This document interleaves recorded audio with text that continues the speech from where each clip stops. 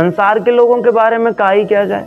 वो तो ऐसे हैं कि तुम्हारे साथ बैठे हैं, तुम्हारे साथ खाना खा रहे हैं, और हो सकता है कि पीठ पीछे जाकर दूसरे से तुम्हारी बुराई करें, दूसरे से तुम्हारी निंदा करें। हो सकता है कि कल तुम्हारी पीठ में चाकू लगा दें।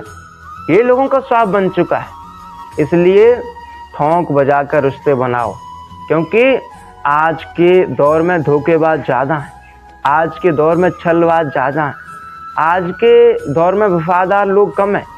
100 में से कोई, हज़ारों में से कोई एक आध वफादार हो तो हो भाई, मैं कह नहीं सकता, लेकिन आज का दौर छलबाजों का, कपटबाजों का है। इसलिए बचो।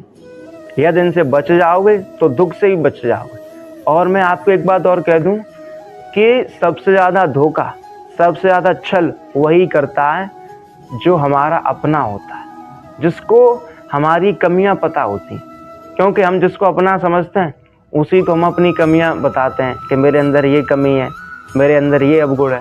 फिर एक दिन वही व्यक्ति धोखा देता है, वही व्यक्ति हमारी कमियों का फ़ायदा उठाता है।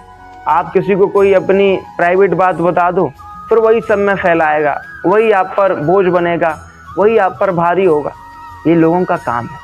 और मेरा बार बार यही कहना होता है कि जिस पर भी आप आंख बंद करके भरोसा करोगे वही आपकी आंखों को खोलेगा।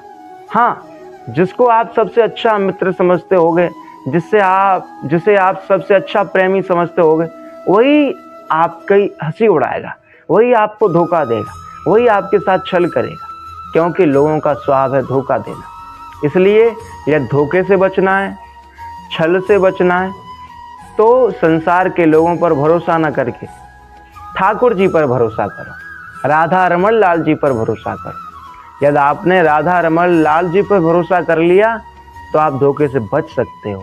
राधे राधे।